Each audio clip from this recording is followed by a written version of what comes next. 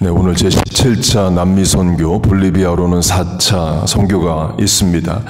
그래서 선교에 대한 말씀을 전하겠습니다. 선교적 관점, 지금도 그 땅에 교회가 있는가라는 제목으로 말씀을 전하겠습니다.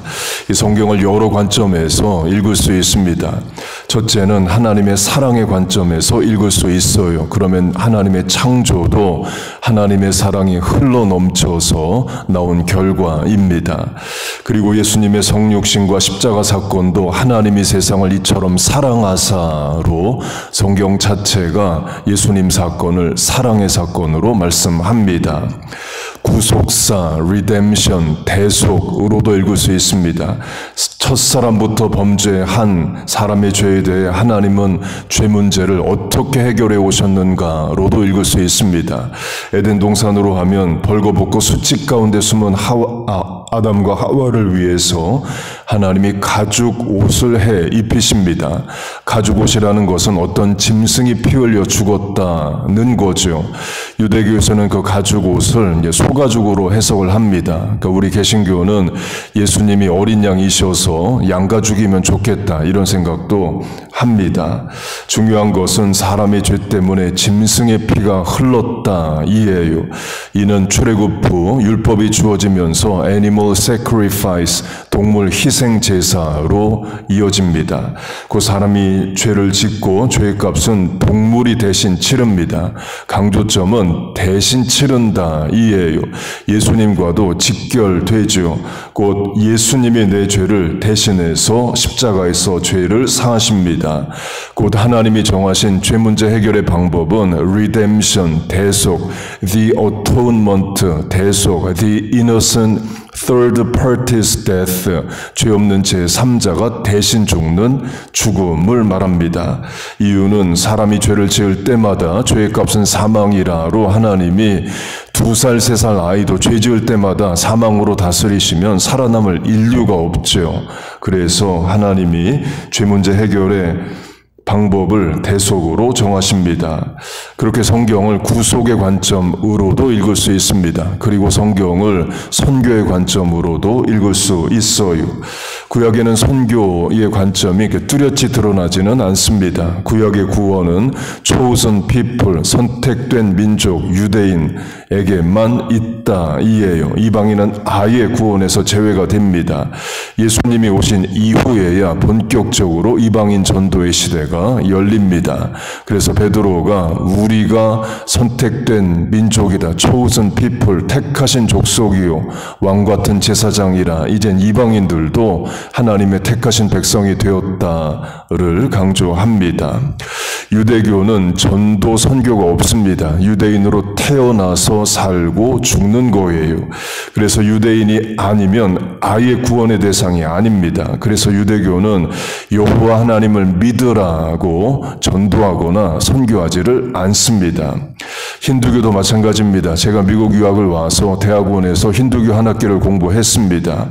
여러 힌두교 사원도 방문했고 한 번은 힌두교의 지도자, 우리 식으로 하면 목사에 해당하는 그루와도 대화를 해봤습니다. 그루가 제가 기독교인 것을 알고 바로 한 첫 마디가 이겁니다. 너희 기독교인들 힌두교인 전도하려고 하지 말라 이에요. 그러면서 우리 힌두교는 전도하는 종교가 아니다. 힌두교인으로 태어나서 힌두교인으로 죽는다. 근데 왜 개신교가 자꾸 힌두교인을 개종시키려 하느냐? 이런 투의 말을 했습니다. 곧 우리는 힌두교인으로 태어나서 힌두교인으로 죽을 테니까 너희 기독교인들도 기독교인으로 살고 죽고 남의 인생 개입하지 말라는 거예요. 곧 힌두교와 유대교의 교집합은 전도하지 않는다입니다. 그렇게 구약의 선교의 개념은 뚜렷하지 않습니다. 그러나 구약이라는 말 자체가 신약이 있기 때문에 구약이기 때문에 이제 신약의 관점으로 선교의 관점으로 구약을 해석하기도 합니다. 구약에 드러나는 예수님의 모습도 찾기도 해요. 사드락 메삭 아벳느고가 불구덩이에 들어갔을 때 네 번째 사람 하나님의 아들 같은 이를 구약에 잠깐 나타나신 예수님으로도 해석하기도 합니다. 선교적 관점으로 구약을 볼 때 대표 말씀이 요나이에요. 하나님이 이방인들, 지금의 이라크 북부 니느웨 사람들에게 죄 문제를 지적하고 회개를 촉구하라고 선지자 요나를 보내십니다. 그러자 이방인들이 회개합니다.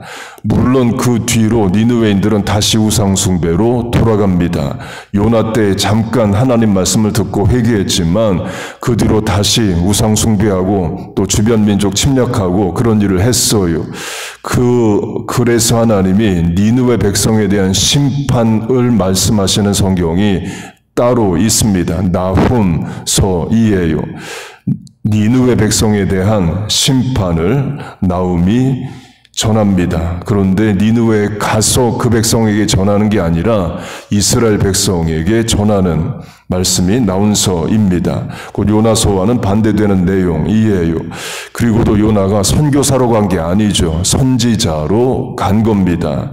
또 요나는 니느웨 백성이 망하기를 바랍니다. 그런데 하나님이 망하지 않고 살려주시자 하나님께 노하여 분노하는 자이에요. 선교사의 마음은 아닌 거죠. 그러나 어쨌든 하나님이 하나님의 사람을 이방 땅에 보내셨기 때문에 요나서에서 선교의 그림자를 찾기도 합니다. 이 성경을 선교적 관점으로 볼 때 대표 말씀이 본문입니다. 예루살렘, 온 유대, 사마리아 땅끝. 이 땅끝은 이방인의 땅이죠. 이방인의 땅에 가서 복음을 전하라 하십니다. 이 말씀을 들은 자들은 11제자이에요. 11제자는 모두 유대인입니다. 전설한 대로 유대인들의 기본 구원은 유대인들만입니다. 이는 지금의 주일시도 마찬가지입니다. 물론 미국 사는 주일시들은 미국 안에서 소수고 미국의 기독교 문화가 강하고 기독교인이 다수기 때문에 기독교 무시하는 말들은 주일시가 안 합니다. 그러나 이스라엘을 사는 주일시들은 소수의 기독교인들을 핍박합니다. 아파트 렌트 잘 안 주고 자녀들 학교에서 소외되고 직장에서 승진이 안 됩니다. 같은 이스라엘 국민이어도 예수 믿으면 그런 차별과 핍박을 받아요. 지금도 그런데 과거에는 더 어떻겠을 거고 또 유대인의 신학으로 하면 지금도 이방인들은 구원의 대상이 아닙니다. Logs of hell. 지옥의 땔감으로 하나님이 다 지옥 보내려고 만드신 게 백인, 흑인, 아시안이다. 이렇게 강조하고 가르칩니다. 지난 주까지 12일 동안 이란과 이스라엘이 미사일을 쏘는 전쟁을 했습니다. 이스라엘에서는 늘 폭탄 떨어질 위험이 있기 때문에 개인 지하실 방공호처럼 꾸며져 있고 공공 건물에도 있고 또 지하철, 지하도는 방공호의 역할을 합니다.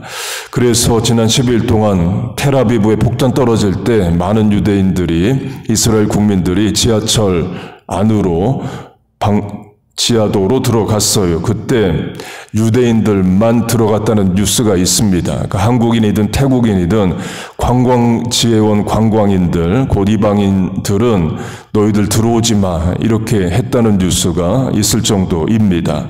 물론 전쟁과 죽음의 상황에서 사람은 이기적이 됩니다. 강조점은 유대교 신학이에요. 지금도 이방인에게는 구원이 없다입니다. 그러니까 전도 선교의 필요 자체가 없는 거죠. 예수님 당시도 그랬습니다. 그래서 선교적 관점으로 보면 예수님도 선교사이십니다. 하늘 보좌를 버리시고 이 땅에 오신 선교사라 할 수 있어요. 영어로 하면 Jesus is the first missionary라고 부르기도 합니다. 마지막으로 지금도 그 땅에 교회가 있는가를 묻는다입니다. 이 본문이 사도행전인데요. 사도행전에 가장 많은 교회가 지어진 지역은 터키, 지금 튀르키예라 부르는 땅입니다. 계시록에 나오는 7교회도 전부 다 터키 땅에 있습니다. 갈라디아서, 에베소서, 골로새서, 또 비두니아, 안디옥, 비시디아 다 터키 지역이에요. 야곱이 20년간 거기 살았고 12아들들 다 거기서 태어났고 터키는 성경의 땅입니다. 그렇게 우리가 에베소서, 지금도 터키에 있는 에베소서를 읽으면서 많은 은혜와 적용점을 찾습니다. 네, 이런 질문을 해볼 수 있어요. 에베소에 지금 교회가 있는가? 에베소란 도시는 사도행전에도 나오고 계시록 7교회에서도 나오고 에베소서가 아예 따로 있을 정도로 성경에 많이 나오는 지역입니다. 그 성경시대에 에베소 교회가 있었습니다. 바울이 전도해서 개척했고 디모데가 에베소에서 목회를 했어요. 그리고 에베소서에 많은 귀한 말씀들이 있죠. 이런 질문을 해보자는 거예요. 그래서 지금 에베소에 교회가 있느냐는 겁니다. 하나도 없습니다. 터키가 이슬람화되면서 교회는 다 사라졌어요. 그 성경에 나오는 도시들을 읽으면서 지금 교회가 있느냐를 묻는 것이 선교적 관점으로 성경을 읽는 겁니다.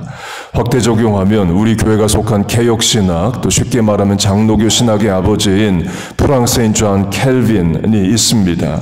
켈빈의 대표적인 영향은 교회에만 미친 게 아니라 세계사에도 미쳤습니다. Representative Democracy, 그러니까 대의민주주의 제도가 칼빈에게서 시작을 합니다. 교인의 대표를 뽑아서 교회 행정을 한다, 이에요.